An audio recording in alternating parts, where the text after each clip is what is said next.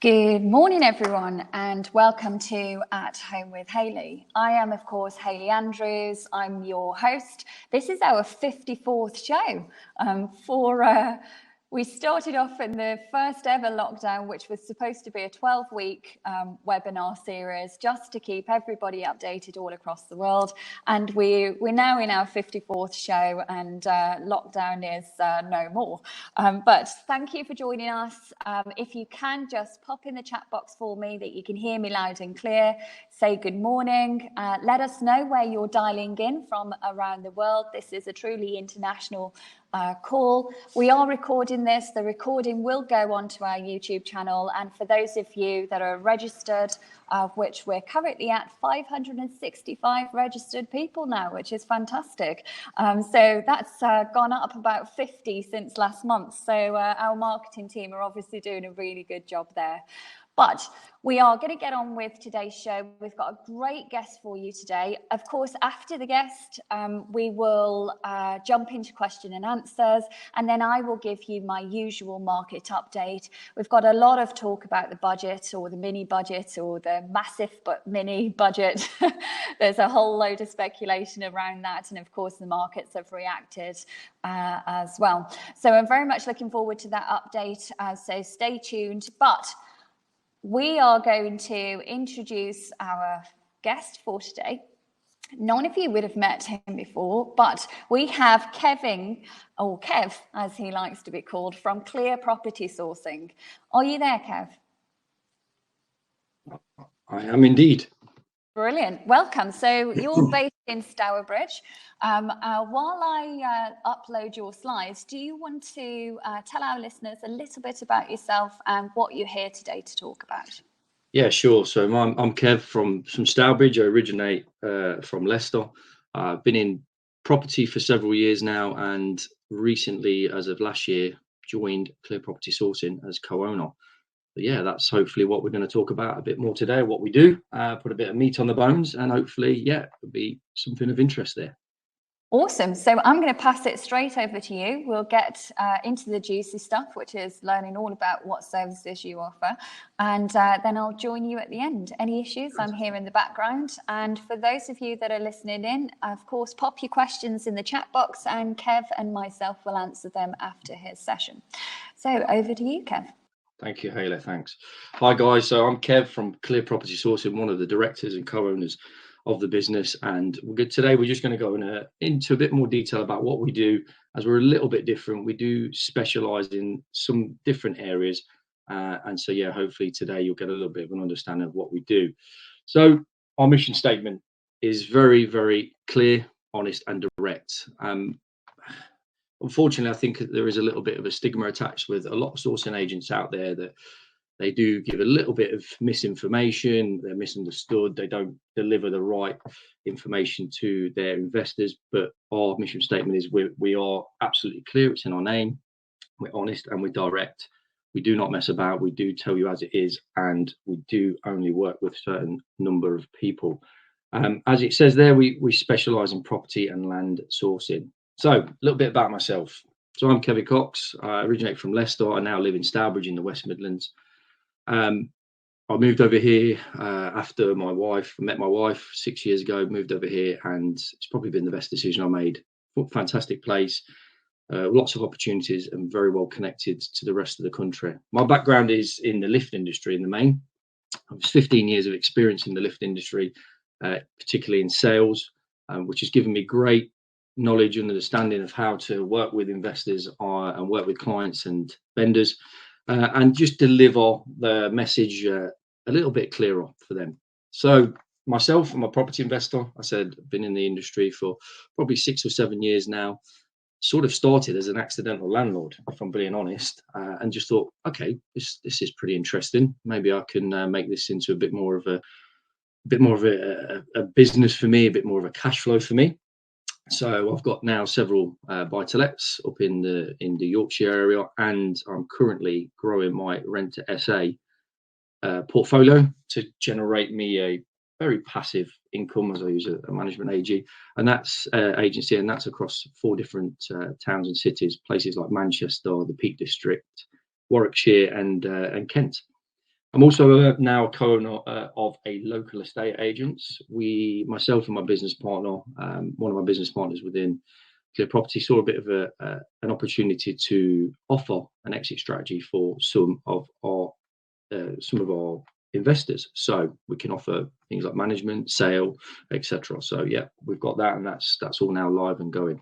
So the main focus within Clear Property sourcing for me, I think, particularly with my background in sales, is brand awareness, making sure we get the message out about what we do, how we do it, and who we are. Networking, so really trying to grow that network through networking events, coming on things like this webinar. Thank you, Hayley, very much for the invite. Managing our regional sources, so we've got sources based up and down the country, all the way from Scotland all the way down to Devon. And so my job is very much managing them, driving them, getting them to bring the opportunities to us, and just really giving them the G up to bring us more and more opportunity. And then service accommodation, as I have got several service accommodation properties, that is one of my focus also.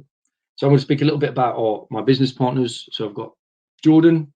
He's based in Stourbridge, which is quite fortunate, being that I now live in Stourbridge. His background is engineering, and that just gives him a little bit more of an insight into diving into numbers and facts and figures, and really sort of being able to analyse deals pretty well. He started Clear Property Sourcing in April 2021. So we met not long after that, and I think it was after a few conversations we realised our ethoses and our visions were aligned, and we joined forces. He is co-owner in the local estate agent with me. He also does run property networking, a local property networking event, which is called the Regional Property Meet. So anybody that is based in and around the West Midlands, more than welcome to come along. Let me know, and we can also get you an invite. He has got a joint venture with me on one of our essays, and his main focus, as it says, is compliance. So we're making sure that we've got our ICOs, our property redress or ombudsman in place, our insurances, and in particular our anti-money laundering. His focus within the actual business is on apartments, portfolios. So he will look at an opportunity, he'll run the numbers on it, and he will make sure that it all stacks up before introducing that to our investors. He then passes that over to me, and I have that conversation with our investors and see if it's suitable. And then the systems. So it's very, very important in any business to make sure that you have all the backup systems. So our CRM system, or our emailing system and stuff like that. So he's very much focusing on that, and he's very, very good at it because of his engineering background. Move on to our next business partner, which is Oliver. Ollie likes to be called. He's based in North Birmingham. His background is in graphic design, but he's previously ran HMO, rent-to-HMO portfolio. So he has got a good understanding of their HMO strategy. He joined Clear Property Sourcing back early in the year, and his focus is very much on land, and thus that he's got a big black book of developers. So he's constantly looking for opportunities within the land area, and he's got opportunities coming from his developers as well. His focus is on speaking with fund managers. So fund managers are a fantastic exit for anybody with a land opportunity, a block of apartments opportunity, because they generally have an infinite amount of funds and are not too concerned about certain things. So yeah, it also deals with family offices, very, very similar, because we have some high-end properties, particularly in places like Northern Ireland, and he very much focuses, because of his graphic design background, on social media. So why invest in property? It's always a question that comes up with somebody that doesn't really get into property. Well, here are some key points. Capital growth. Statistics show, as the graph says on the screen, every 10 years property doubles in price. And it does. Last 50 years, that is very much the case. As you can see, probably can't quite see it on the graph, but if you do zoom in, you will. It's a pay rise. So if you're looking to pay rise, you might go to your boss and say, I want a pay rise, but that doesn't always get signed off, particularly with inflation the way it is. So it's a way of getting a pay rise, and it's passive. So you can have a management company in place, particularly if it's service accommodation or buy-to-let, and they can just manage all the day-to-day stuff, and it's all nice and hands-off. And there is a property shortage. We're supposed to build The government is supposed to build 300,000 properties a year. They've never hit it once. And so there's always a shortage. So there's always people that are unable to get mortgages, that are willing to rent or service accommodation, etc. So moving on, what do we do? So as a part of the sourcing, I probably covered it a little bit in the description of the 3 directors in the business. But we look at, we source blocks of apartments, we source land, we source developments like commercial developments, portfolio sales, hotels. And at the moment, we're just in negotiations, in the final parts of the negotiations on 2 hotels in Belfast, which are cash flowing very nicely. And then commercial opportunities. So any other opportunities like blocks of office apartments and stuff like that. And then we do the service accommodation. So we do rent to rent and rent to rent SA and buy to SA. So that's where, you know, my expertise in that sort of area comes in. I've been doing that now for a good year or 2. So yeah, I'm able to offer some really good advice on that. Why use a sourcing agent? So again, it's another thing that comes up quite a lot. There's a lot of people think, well, I can just do it myself. Well, yeah, you can absolutely do it yourself. You can do your own due diligence, watch a lot of videos, watch a lot of content, sign up to a mentor, and you can. But some people have high profile jobs and don't have the time and inclination to actually do it, and rather would just go, here you go, you please do it all. I'm paying for your time and you find me the great opportunities. And that's exactly it. We've got a very good understanding of investments. We know how to analyze a deal and can analyze deals within minutes, not days or hours. We have some fantastic opportunities, connections to opportunities of off market. We have multiple exit strategies as well: service accommodation, social housing, sales, rentals, whatever it might be. We have got all those connections, so we can help with that, certainly.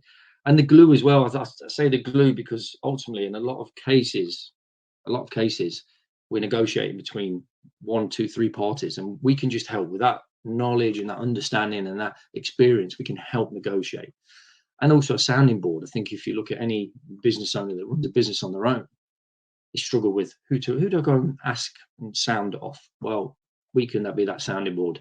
And I know that I've got a couple of investors that just come to me for a little bit of advice, and I know that yes, it's for free, but I know that at one point they'll probably come to me and say, I've got this opportunity, I don't know what to do, can you help? And that's where we can obviously come in and help, certainly. Again, another big thing is not all property deals are deals. It might look like it's a deal on paper, but ultimately you never really know. So what we do is we come in and we do an extensive due diligence process on this, and that's looking at the price, looking at the comparables in the area. That's massive. That's a massive part of making sure a deal stacks up. Someone's asking X, but actually when you've looked, it's Y. That's where we can come in. We can help with that, and we can make sure and present all that information to make sure that that is a deal. Things like yield and return on investment. I mean, yield, a lot of funds buy on yield base, but actually, really, for me, you should be buying on return on investment and return on capital employed. Because at the end of the day, that is where you put money in. This is when you're going to get it back. This is how much you're going to get back. And that's a pretty key thing. So we do have a power team, and I think that's quite important as well. We talked about the connections, and we have a power team of builders, solicitors, tax advisors, letting agents, photographers, valuers, and surveyors. And I think it's really, really important, because if as a hands-off investor, you want to be able to come to somebody like us and say, okay, I need a build team to go in and do a renovation. Fine, tick. I need someone to do the legal pack and etc. Tick. Actually, I really could do some tax advice on what is the best way to employ that money once it hits my bank account. And as well, like things like service accommodation, you need a photographer to go in, do a really cracking job on selling your property for the best, because ultimately things like service accommodation, you want to make sure your property stands out. So a good photographer will do that for you. And then valuers, surveyors, if you're looking for remortgages, etc., like of that ilk. So what are we currently working on? So here's a couple of the opportunities that we're currently working on, and it gives us a little flavour of actually what we do focus on mostly.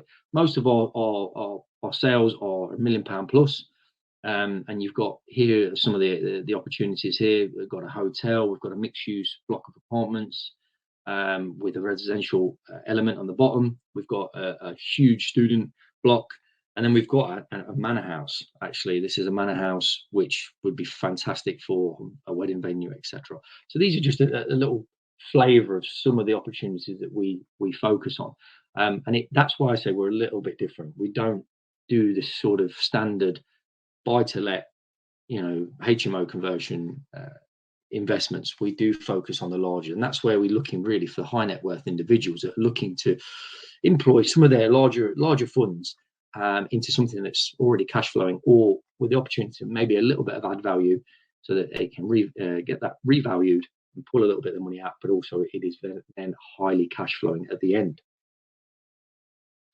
So another part of our business is the accommodation business, and this is just one of the examples of a service accommodation we've got.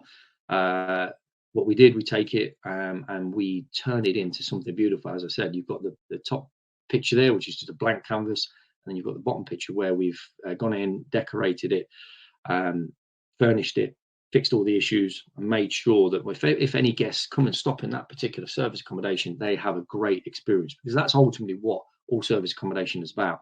Everybody having a great experience, and then hitting that review button and making sure that you've got a fantastic review. Just a couple of examples, you probably won't see them on there, but there's a couple of examples of a couple of bookings. What we do as a business, we tend to focus on the high-end luxury model as opposed to the contract model. A lot of service accommodation is focused on contractors. We try and have a little bit of a mix, maybe the contractors in the week, but then the leisure in the weekend. This particular property is actually in Leamington, like 2 minutes from the main parade. So it's a fantastic one. What we do is we cover all the bills, small maintenance, which most people do under rent to rent, but we try and make sure the landlord has as little communication as possible, and just goes in, checks the property as and when he sees fit. We just ask for 24 hours notice and make sure that his property is in top-notch condition. So here's a couple of examples of properties I've got myself and we've sourced on. There's a penthouse in Manchester we've got. Cash flows are between £3,000 and £4,000 a month, which is a pretty phenomenal amount. We've got one down in Warwick, which cash flows about, I think it's about 1,500, and then we've got one at the top there, which is in Matlock, and that cash flows in excess of, well, particularly in the hot periods, in excess of £3,000 or £4,000. That's more of a holiday let, and that's where we try and vary our portfolio and advise our investors to do the same. So how can we help? We talk about why we use a sourcing agent, but how can we help? Clear Property Sourcing, because of the systems that we've implemented and the processes that we've got in place, we're quick. We can make decisions on properties and opportunities very, very quickly, and we can also give you advice very quickly. We're private. We do pride ourselves on being very private, very closed off, and making sure that if an opportunity comes to us, we're only speaking to investors that we believe would work for that particular opportunity. Because I know that a lot of high net worth individuals that are selling assets on, they don't really want everybody knowing. We've worked with several landlords to sell off their portfolios, and the last thing they wanted to do was actually let anybody know that they were selling their portfolio, and also spook their current tenants. Various options, we can offer various options, whether that's with ourselves, because as I said, we're investors ourselves, as well as our investor portfolio, straight sales, lease options, assisted sales, and we consider all circumstances. So depending on the circumstances, it needs to be quick, it needs to be slow, it needs to be because you're going through some difficult times. We can help. And on the accommodation side, so again, we do service accommodation. We can offer guaranteed rent. We can modernise the property, as you've seen from some of the photos.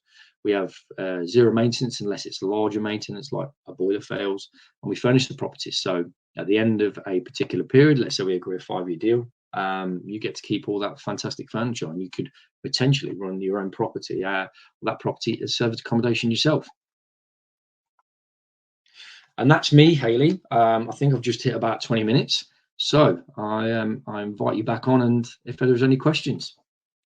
There's a few questions in the chat box. Are you Fantastic. Okay for me to jump straight in? Go for Fantastic. So you did 19 minutes. Not far off. You nearly nailed it. Oh, there you go. It's just gone to 20. Fantastic. Yes. Right. Well done. Okay, so we've got a question from Dan. So Dan's one of our active investors. So he's been through Your Freedom Empire. He's got a mentor with us, and he's very active in buying properties. So he's looking at. So his question to you is: Hi Kev, thanks for being with us today.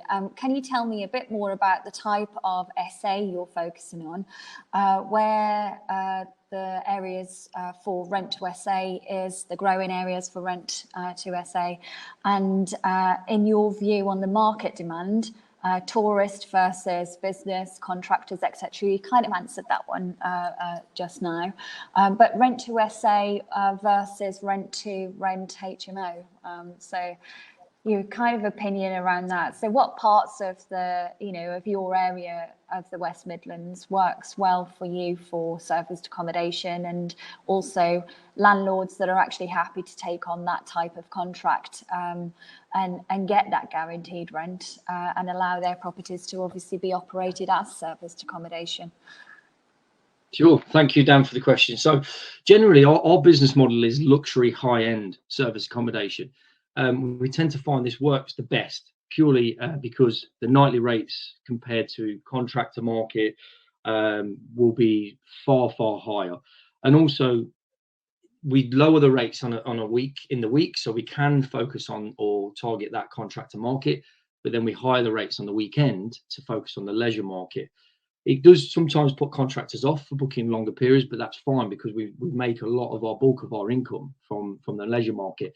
I don't actually, the only area that I tend to invest in the West Midlands is actually Warwickshire, purely because you've got the tourist element. A lot of my properties are actually in places like Manchester, the Peak District, down in Kent, in Margate. So I tend to say focus on the larger areas, larger cities, within a mile. Ideally 2 bedrooms plus, because then again you can start a flip between contractors and the leisure market, and that's tend to be where I focus mine. I'm looking to actually get to a point where I'm in probably 10 or 15 different cities, because again it will vary. Yeah, exactly. Yeah, so that's where I want to get. That's where I want to get. So that's probably my advice on it. I think against versus HMO, I've not personally got into the HMO market myself. I think if you're buying to renovate, I get it. I think the rent to rent HMO market, I don't think it is probably where it was 10 years ago. I think a lot of landlords have cottoned on to what rent to renters are doing. I don't think that's so much the case with rent to SA. So I think with the rising costs in energy and things like that, I'm not sure if it's quite there compared to what you're going to get from service accommodation, in my opinion. But that's not to say. Because what I have seen recently, of course, I own a large portfolio in the West Midlands, and I do rent to rent as well. In fact, teach rent to rent, and we are ethical rent to renters. So the landlords are always fully aware of what we're doing. And what I have seen recently is more and more landlords actually asking for guaranteed rent. And I think especially with HMOs, because of obviously the risk of energy prices and things like that, and the lack of control around that, or they feel the lack of control around that, many of them are now looking for kind of just a guaranteed rent and a surety of what they're going to be getting on a month by month basis. But as you said earlier, not every deal is a deal, and just because someone is willing to say yes to a rent to rent contract, it doesn't necessarily mean that you as the rent to renter is going to make any money out of it. Exactly. So you always have to make sure it is a win-win situation and you're not taking on the whole of the risk. So stress testing, of course, the rents, also demand for HMOs. We're running at 100% occupancy. Fantastic. And as one person moves out, it's a day turnaround before we've got somebody else moving in and a waiting list. So I think the West Midlands as a whole, from a rental perspective, and I'll go in my market update, it's still climbing, and it's actually, we had a conversation before we went live, and I said that it's the first time in 5 years I've put my rent up. So and some tenants have still complained, and we're still cheaper than everybody else in the market. So It's about your own business model, isn't it? But you've got to make sure it works for you. I think Yes. SA, of course, is area specific, just the same as HMOs. Yes. And it all comes down to the current supply to that marketplace and the demand and where it's coming from and who your target audience is. Yeah. And it's your job to actually identify that. What I found interesting, actually, Kev, when you're going through, and I've wrote a question down here. So you said that you do the due diligence. Do you do that for surfaced accommodation? Yes, yeah, we do. We very much so. So we use things like AirDNA, Airbnb to understand the occupancy rates. I mean, the thing is with service accommodation, as you'll know, if you do service accommodation, you can't always guarantee that occupancy rates are going to be there. And I think that's one of my bugbears with when people are selling service accommodation. Oh, it's going to be 78%, 70 to 80% occupancy, and I'm like, that you can't guarantee that. Nobody can guarantee that. So when you're saying it's going to cash flow £1,500 at 80%, it may only break even. Yeah. Absolutely. Yeah, exactly. And I'm just like, you can't guarantee that. And so I'm very clear when this is why rent to rent is such a good tool, isn't it? Because actually, yes, if you are looking to expand your serviced accommodation business in an area, you can actually test it with a breakout clause of 12 months, as long as you break even for any capital you've employed into that particular deal within that 12 months. You can test the area before you buy. And I quite often still to this day use rent to rent when I'm moving into different areas for both serviced accommodation and HMOs. But in terms of serviced accommodation, I'm a research freak, and that's my background. So I research data for hotels. So I mean, in terms of occupancy levels, we always stress test at 50%. And it has to break even at 50%. And as you know, the average is 70 to 75. It's gone up recently, but it's not guaranteed. And while AirDNA is a very good site, and it'll give you an indication of what the occupancy levels are likely to be and length of stay, etc. It doesn't give you Booking.com's information, and that's a bigger site as well. So we do a hell of a lot of research. So it'd be interesting to actually sit down with you and have a look at the research you do for surfaced accommodation, because we could probably complement each other. Yes, of course. But no, anybody that's serious about surfaced accommodation needs to be an expert to understand why people are travelling to that area. And you need to be looking at occupancy levels of other operators, actually almost kind of secret guesting them and things like that, to have a look at the quality versus the, it's all about price, isn't it? Pricing yourself right to the right audience. Absolutely. You're targeting, of course, with your surfaced accommodation, more of a leisure kind of market with a backup of contractors. Correct. For that kind of midweek lower rate, I guess. Yes. Whereas exactly I actually do budget. I do some higher end, but I do majority of my serviced accommodation units are budget and to contractors. So we look at value for money and location rather than quality of accommodation. And and my rates are around £40 to £60 a night. But it works. And again, we run at 98% occupancy, which is phenomenal. And this is a business that's been running for 5 years plus in these particular areas that I'm talking about. So if you get it right, it's a phenomenal strategy. And I would arguably say the best and most exciting. Absolutely. Couldn't agree more. Yeah. Fantastic. Okay.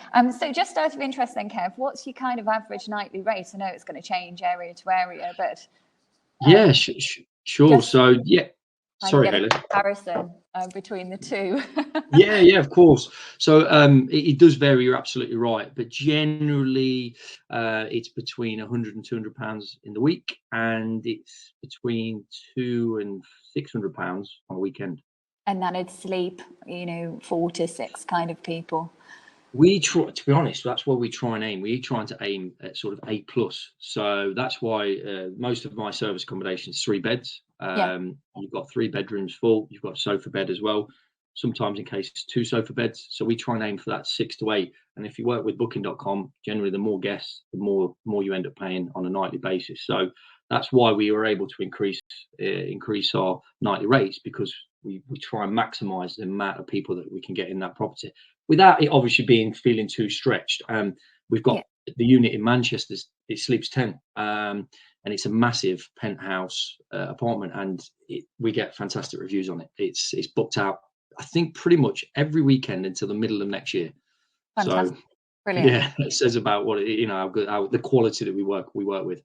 Yeah, I mean, with all strategies, of course, you have to do your upfront kind of legwork and your research and qualify the area at demand and current supply. But it's even more important with surfaced accommodation, I think, and there's a lot more to check out, isn't there?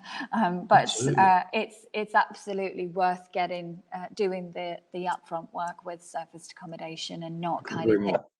So brilliant. That's the difference between people that say it doesn't work and then people that are absolutely smashing it. Yes, they've identified the right areas and the sweet spots. So Jip has put a question in the chat box, but I think we've already just answered it really, or you did. So it was for SA properties, where's the sweet spot in the number of bedrooms? Yes. Definitely a minimum of 2. I think for me, a minimum of 2 is where I would absolutely have, but actually all my essays are 3 beds. Although the new JV I'm just taking on down in Margate, there are 4 2-beds on that particular one. So that'd be the sweet spot. But 3 beds is great because if you do your research actually in places like Airbnb, you will tend to find there's not a lot of 3 beds. And that's great for people that are traveling with families, couples, larger groups, contractors that 4 or 5 or 6 or 8. So yeah, 3 beds is fantastic. It just gives you that little bit of a niche. Brilliant, fantastic. So let's just have a quick look. Just on the call today, just so that you're aware, Kev, we've got Singapore, Sweden, Hong Kong, Netherlands, England, Wales, Australia. And there's a few people I can see that are regulars that haven't put their names down. So, actually, really wide audience today. Yes, we really are global. Indeed, doing a great job, Hayley. Brilliant. So I can't see any more questions coming through, but just in terms of, so I'm about to do my market update. Kind of your final. Just before we move on, with the due diligence, do you charge extra for that? No, we build that in. I think it's imperative as a sourcing business. You talked about ethical. I think you've got to be ethical. You've got to make sure that you're doing the right things in the right way and presenting information that has got some actually back up to it. So no, we don't charge anything extra for that. That's okay, fantastic. And what's kind of your average? Is it a percentage of the purchase price? Is it a flat fee? How does it work? For the source and rent to rent, we charge 3,000, and for any of the larger stuff, it is a percentage. It generally is around 2%. Purchase price. Okay, brilliant, fantastic. And so final kind of thought then before I jump onto my market update, how do you feel the market is going, or how do you feel it will go over the next couple of months? Yeah, I think it's obviously slowed up. Lending has increased exponentially. Energy costs have increased. So I think there's a lot of sellers that are nervous about selling, particularly those ones that were looking for bigger spaces. I think for me that there's a lot of nervousness in the market, a lot of uncertainty. So I think we'll see a little bit of a dip in respect of what's available and the buyers that come into the market. But ultimately, I think our market's always strong. So I think it will recover without a shadow of a doubt. There's talk of a crash. I just don't see it. We talk about a crash of similar to 2007, 2008. It's not going to happen. The banks have put measures in place to make sure that they're not going to put themselves in a position where they're left basically with money in deals and losing money in deals and properties. So I think it will plateau. I think there will be more opportunities. I think I actually wanted to cover this as well, but I think particularly on the HMO market, I think actually that will become stronger purely because people will go, I can't afford to run this 1-bed flat on my own anymore because I've got to pay all the council tax, the bills, everything else, and my wages aren't going up, inflation's going up. But I think actually people will start to go, you know what, I'm just going to go and live in a room where I know what I'm paying every single month. £600, £700, £800 a month, and I'm just going to just sort of draw back and look at my costs and spends and just do that for 12-18 months. So I think actually the HMO market in that respect will become quite strong. So I don't, but the market in general, I think we'll just see a little bit of a dip, and then I think it'll start to recover. And I think but I think for investors, I think there'll be a lot of opportunities. And things like lease options, and deferred payments and stuff like that will start to come into play as well. So there'll be lots of different strategies that investors can look at, definitely. Yeah, brilliant. Well, I as you know, our pre-conversation before we came on live was I genuinely agree with you, and I'm going to touch on that as well as part of my market update. But Kev, I want to say well done for keeping it to kind of 30-35 minutes. That's brilliant. I never ever I've got an ambulance in the background, but I never stick to the time frame. But no, fabulous. And I'm a stickler for the time frame. Yeah, terrible. But it's great to have you on board, and I'm looking forward to hearing about our students and our investors globally, and their experience with you, and of course you're only up the road as well, which is fantastic. Yes. So really excited to have you on board. Great presentation, and look forward to doing some more of this with you in the future. Sounds good. I'm going to now jump over and do my market update. You're more than welcome to stay on if you want to. Absolutely. And if you want to leave, that's okay as well. Okay, so I'm gonna jump off camera then, as I do. If Kev's sticking around, then if you do have any more questions for him or for me after the market update, please do just pop them in the chat box, and we will get back to them as soon as I've finished with this. So this is actually, considering I wrote this at 11:30 last night after I was on 2 board of governors in one evening and a full day of site visits and all things like that. It's actually ended up being a very, very long update. So I'm going to run through it as quickly as I possibly can. For those of you that do need to jump on, of course, the replay will be on YouTube, so you can catch up on there. So what's been going on? UK property price growth then flatlined last month, with a stronger slowdown expected in the coming months as rising inflation and mortgage rates take their toll on affordability levels for home buyers. The latest nationwide house price index was released after a difficult week for those working in the housing sector, with around 40% of mortgage products withdrawn by lenders. I think, as Kev said earlier, interest rates and inflation, of course, is a big issue at the moment for investors and for those that are just looking to purchase their homes. With the cost of living, of course, being in crisis and many people actually struggling, this is what's going to have an impact on the demand. So we really need banks to keep their lending open and available and not put too many restrictions around that in order for people's affordability to continue and the demand to stay high. So property price data does reveal that the typical UK home now costs £272,000 or just over, and that was in September's data. Broadly unchanged from the month earlier, so reducing annual growth in prices to around 9.5%. So this is the first time house price growth has slowed to single digits since October last year. Overall, 10 of the UK's 13 regions did record a slower annual price growth in Q3 22, as housing markets activity did slow. The only regions to show an increase in annual residential property prices last month were the East Midlands, the West Midlands, which is great for us, and London. Headwinds are growing stronger, suggesting that the market will slow further in the months ahead. High inflation is putting significant pressure on household budgets, with consumer confidence declining to what the media will say is all-time lows. Housing affordability is becoming more stretched though, and that's not something that we can ignore. According to stats, 10% deposit for a first-time buyer is now equivalent to almost 60% of their annual gross earnings, and this is actually a record high. The positive in all of this, I guess, is we're not in a recession yet. Markets slowed or have showed a better performance as well than originally predicted, and some growth for the quarter, albeit small, has of course still been recorded. While house price inflation is slowing and now below double digits, with the exception of a few, as we mentioned above, East Midlands, West Midlands, London, we still have seen some price growth recorded. It's just slower. Headline news is always doom and gloom.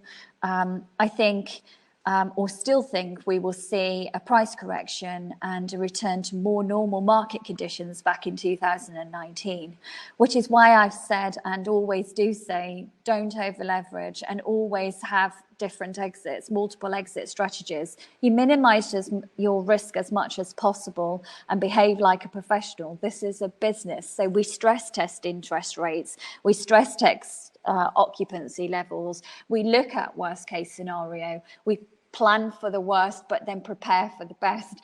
So all of these things that we've been doing as professionals, of course, will protect us in these uncertain times. But I agree with Kev.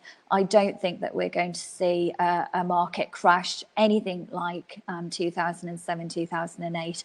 I think that we will see a market correction, and I think that was needed as well.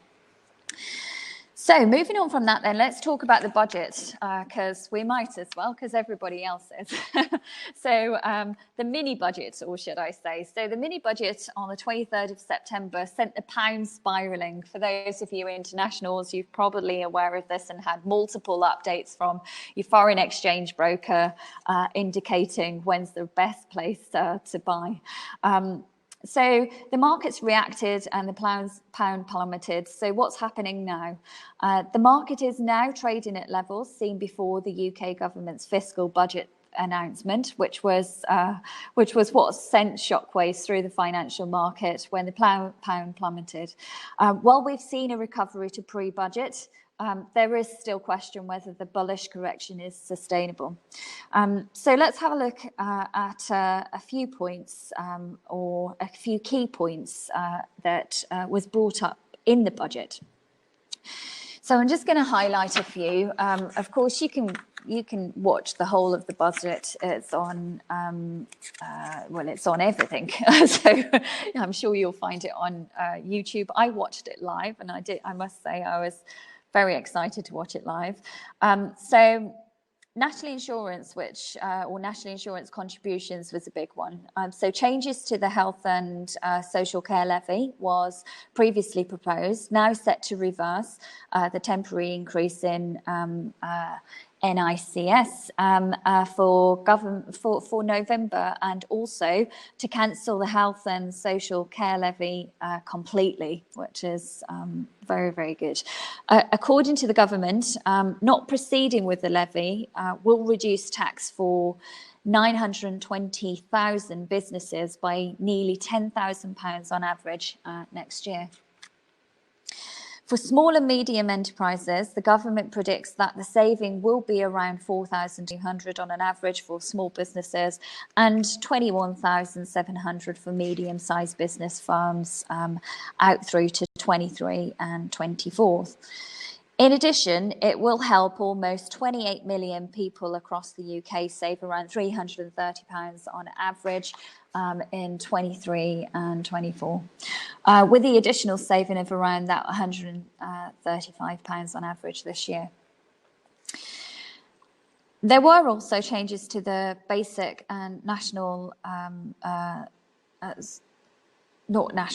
additional rates of income tax. So the government had previously announced that there would be a cut in the basic rate of income tax from 20% to 19%.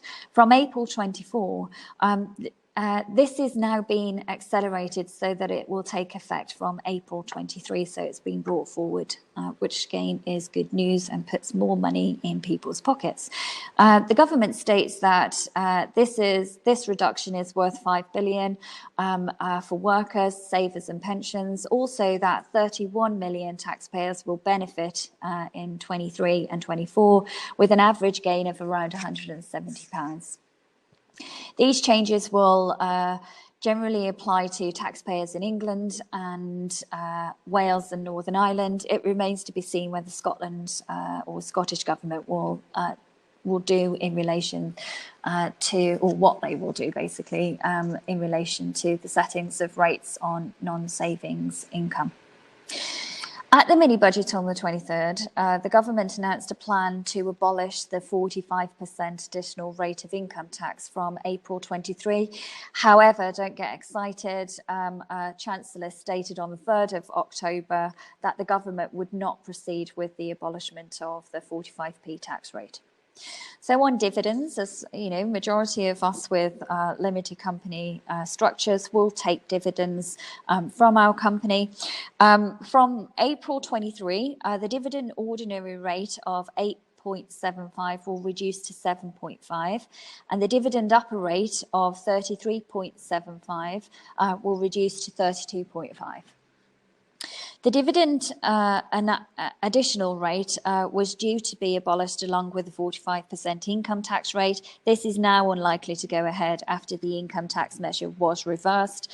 As corporation tax due on directors, overdrawn loan accounts is paid at the dividend's upper rate, it will also reduce to a 32.5% charge for loans made on or after the 6th of April 23.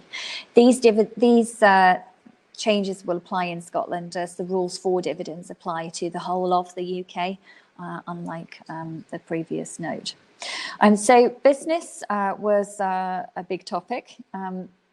And we're all business people here. So let's highlight corporation tax, capital allowances, and the most exciting thing, which is investment zones. So the juicy stuff that we really want to know about. So corporation tax, it had been previously announced that the rate of corporation tax would increase for many companies from April 23 to 25%. This change will now not go ahead, leaving the rate of corporation tax to 19% for the majority of companies. The 19% UK corporation tax rate is significantly lower than the rest of the G7 and the lowest in G20. In line with this change, the bank corporation tax surcharge will remain the same, as will the diverted profits tax as well. So on capital allowances then. Now, of course, this is just a brief update from my accountant that gives me an update.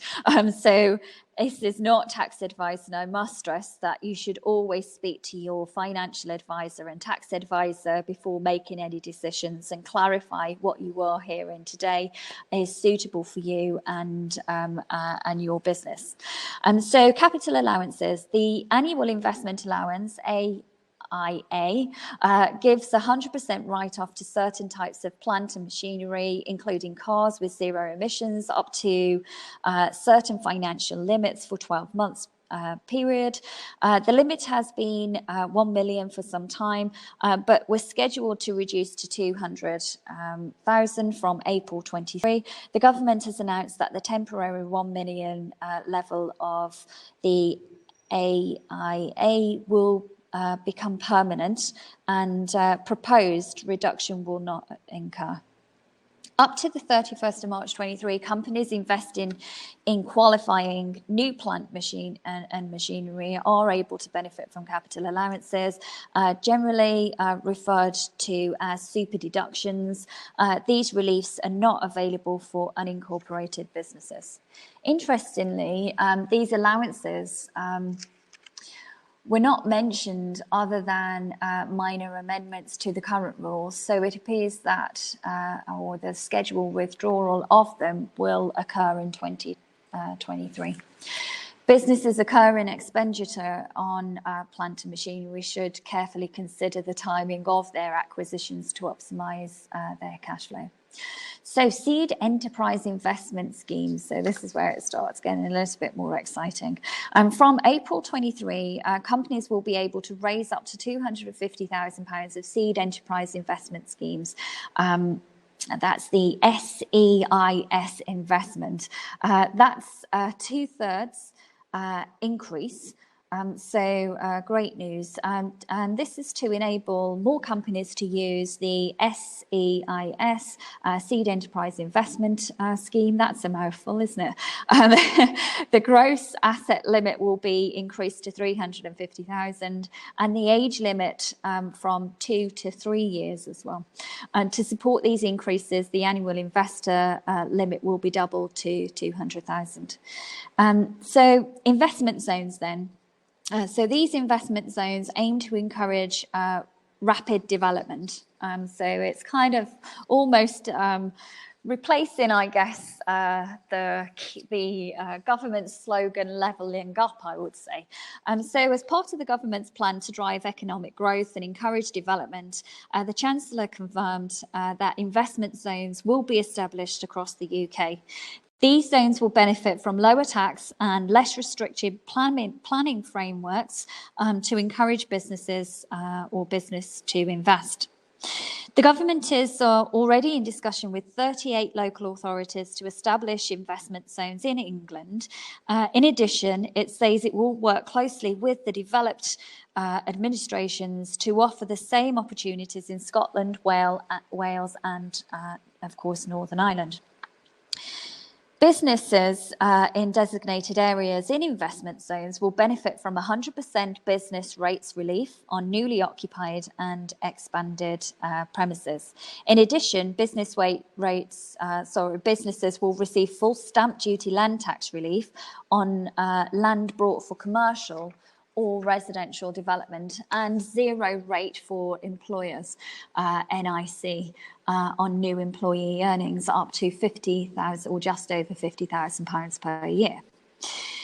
As well as time-limited tax benefits, there will be designated development sites that will release more land for housing and commercial development in the zones as well. The need for planning applications will be minimised and also streamlined to speed up the whole process. Stamp duty and land tax. So there's been some changes to stamp duty. So changes to the residential stamp duty bans have changed. So now it's up to £250,000 purchase price at zero rate of stamp duty. 250,000 to 925 will be charged at 5% stamp duty rate. 925 up to 1.5 million will be at 10%, and 1.5 and above will be charged at 12%. These changes, of course, do not apply to Scotland or Wales, which operate their own land transaction taxes. And of course, the additional 3% charge will still apply for additional homes and investors, and the additional 2% for internationals will also still apply. But it is, of course, reducing the overall stamp duty for everyone, and those thresholds to hit that. So let's move on to the hot topic then of energy bills. So a quick summary of the plans for businesses and households of what was mentioned within the budget. So plans for businesses first. So on the 21st of September, the government announced a new scheme, so the Energy Bill Release Scheme, which is designed to cut energy prices for non-domestic energy customers, such as businesses, charities and public sector organisations. The new scheme, in addition is of course in addition to the recently announced energy price guarantee for households. The scheme will apply to fixed contracts agreed on or after the 1st of April 22, in addition to deemed variable and flexible rate or tariffs and contracts. Running for an initial 6 months period, the scheme will apply to energy usage from the 1st of October 22 to the 31st of March 2023. According to the government, savings will first be seen in businesses in October's bills. Businesses are not required to actually take any action or apply for this scheme. The support will automatically be applied to their bills. The government intends to conduct a review of the scheme in 3 months to assess how effective it has been in giving support to vulnerable and non-domestic customers, which groups of non-domestic customers remain vulnerable, excuse me, to energy price rises, and the extent to which the scheme could either be extended or further targeted. Support after the 31st of March 23 will be determined following the review. So moving on to households, I'm just going to have a quick sip of water. So Prime Minister Liz Truss announced energy price guarantee, which is EPG for households on the 8th of September also, which will apply from the start of October this year. The EPG means that an average household will pay no more than £2,500 per year for each of the next 2 years. It comes in addition to the 400 energy bill support scheme and will save the average household at least £1,000. The EPG limits the price suppliers can charge customers for energy supplies. This takes account of temporarily removing green levies worth around £150 from household bills. The guarantee will supersede the existing energy price cap as well. Under the plan, those households who do not pay directly for mains, gas and electricity, such as those living in park homes or on heat networks, will be no worse off and will receive the support through a new different fund. The government estimates that the EPG will deliver substantial benefits to the economy, boosting growth and curbing inflation by 4 to 5% point, which will in turn, of course, reduce the cost of servicing the national debt. The government will provide energy suppliers with the difference between this newer, lower price and energy retailers, of which the energy retailers, of course, would charge their customers if this was not in place. Schemes previously funded by green levies will also continue to be funded by the government during this 2-year period to ensure that the UK's investment in home grown secure renewable technologies continues. So just a few other matters then before we jump on to questions. So a few other matters that was brought up, IR35 and off payrolling. So this has been a huge topic for quite some time, and something many contractors talk about is IR35. But over the last 20 years, there's been numerous changes to the tax system to try and address disguised employment. And to generate additional tax, the NIC accordingly in a surprise announcement, the government has stated that it will repeal the off-payroll working rules from the 6th of April 2023. And I must say it was a surprise. And I watched this budget live and I was just gasping the whole way through. But from this date, workers providing their service via an intermediary will once again be responsible for determining their employment status, so and paying the appropriate amount of tax and national insurance due. According to the government, this will free up time and money for businesses that engage contractors that could be put towards other priorities as well. The change will also reduce the risk that genuinely self-employed workers are impacted by the off-payrolling rules as well. So let's move on to infrastructure. This was the one I was paying most attention to, along with the enterprise zones. So the Chancellor announced plans to accelerate new roads, rail and energy. I haven't had my Weetabix this morning. Energy infrastructure with legislation which will cut barriers and restrictions. This will make it quicker to plan and build new roads, speeding up the development of energy infrastructure such as offshore wind farms and streamlining environmental assessments and regulations. According to the government in 21, it took 65% longer to get consent for major infrastructure projects than in 2012. I can 100% agree with this, and something definitely needed to be done. So it's great that they're moving in that direction. So we had a bit of a Maggie Thatcher moment with the mini budget as well. So state benefits was brought up. So universal credit claimants who earn less than the equivalent of 15 hours a week at the national living wage will be required to meet regularly with their work coaches and take active steps to increase their earnings or face having their benefits reduced. Broadly from, that would start broadly from January 23. So job seekers over the age of 50 will also be given extra time, of course, with job centre work coaches to help them return to the job market.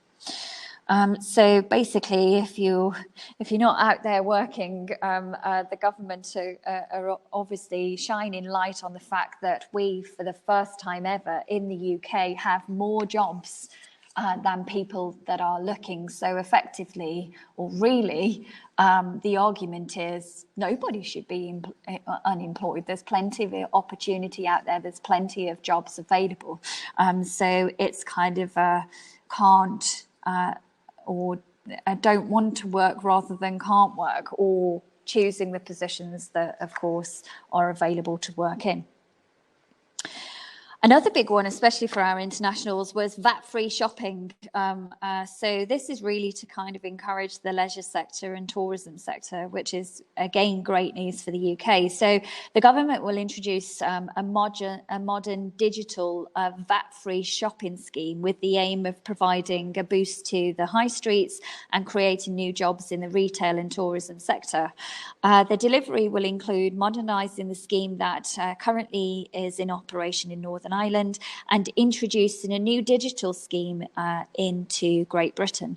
The new VAT-free shopping scheme for non-UK visitors to Great Britain will enable them to obtain a VAT refund on goods brought in the high streets, airports and, of course, other departure points and exported from the UK in their personal baggage. It was very exciting to watch, I must say. I mean, I think that was fantastic. As you know, I'm very passionate about the leisure and tourism industry here in the UK, and that is my background. But it was super exciting to watch the budget. I don't think I've ever been so entertained before while watching a budget either. I did sit in the office downstairs, and the staff were kind of just, I'd got my earphones on, and the staff were kind of looking at me as if to say, what on earth is she listening to? Because I was just laughing, gasping, and talking out loud to myself, as I do so often, especially these days as I'm getting older. But it was really, really exciting budget to watch. So if you haven't watched it, I definitely recommend you actually going back over that and watching it. The good thing is, the Conservative government, I've felt for a very long time, have not behaved. They have been the least Conservative government I've ever voted for. I guess the good news now is after the mini budget and seeing the plans that are in place and the messages that are being brought forward, it feels more like a Conservative government for the first time in a long time. So I'm excited. We adapt and change with everything that's going on. And of course, we act as professionals. We can't control what's happening outside of our own portfolio, our own investment decisions. And of course, all we can do is behave as professionals and minimize our risk as much as possible. But I think that we've got exciting times ahead. So watch this space, I guess. Let's see what they come up with next. So let us know your thoughts in the chat box if you have any questions or anything like that. That's my market update, which I think, considering I pulled all of that information together last night, past 11 o'clock in the evening, it's not doing too bad. So I'm going to jump back on camera now, just check if there's any questions in the chat box. Now's the time to, of course, address that if there is. I don't think my camera's working, is it? I can't see my picture up there. You all know what I look like, so I'm sure that's fine. So just going through, I can see a few people just saying thank you very much to Kevin. Of course, thanks, Kevin. It was an awesome update. I can see you've stayed on for my update as well, but it was really great to hear more about the services that you offer. So in terms of the events that Your Freedom Empire are doing at the moment, I'm going to try and move my... I'll just turn my camera off because I'm not on there anyway. Okay, so many of you have already attended the Property Success Convention. Many of you actually attend several times because it is very much up to date, current and different every single time. So you always learn something new. Our next Property Success Convention, which is a 2-day event. For those of you that are international, you can join via Zoom virtually. And for those of you that are in the UK, you can come and see us in person. And it will be held at the YFE Academy in the north of Birmingham. That is on the 26th and the 27th. Of course, parking will be available and lunch will be put on for those who are attending in person as well.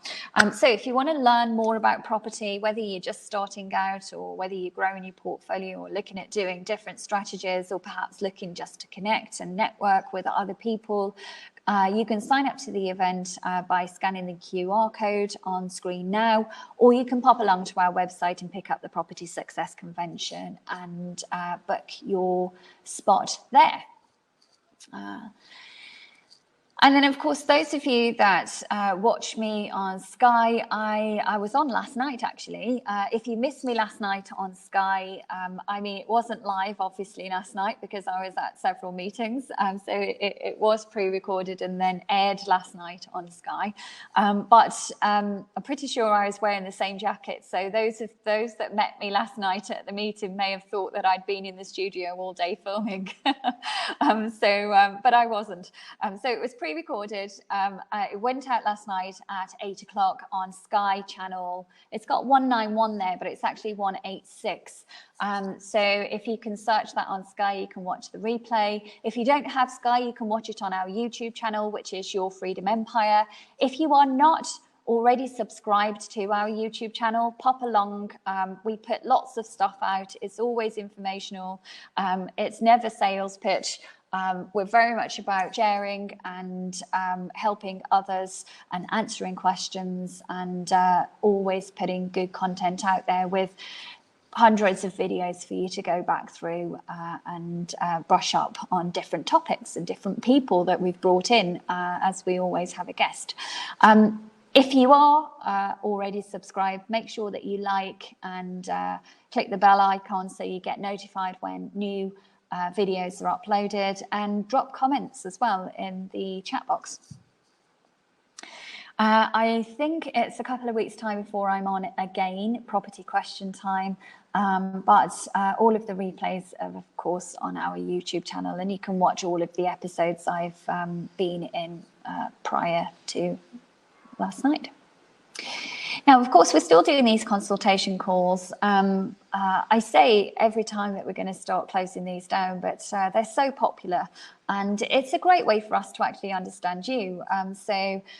It's a free consultation call. It can be with myself or one of the YFE mentors. You just book yourself into the diary. You can do that by scanning the QR code. It is, again, not a sales call. It's very much talking about you and us helping you in your current situations. We get many people that come through that, are stalling or perhaps have an issue that they want to discuss. And actually, some of you do want to come forward and take training with us or look at mentorship programs, and that's okay as well. But it's not a sales call. It's very much about a 30-minute discussion, free of charge, for you to get to know us a bit, for us to get to know you as well, and hopefully help you in your business. And that's it. That's me. So I'm going to say, I hope you have an awesome month. I hope you've enjoyed this month's update, and of course this month's guest as well. Feel free to reach out to Kevin. He is very much part of your team now as well. But I'm going to love you and leave you. I'm going to say have an awesome Friday. I look forward to seeing you next month with hopefully a positive market update. But I'll see you all again soon. Goodbye for now.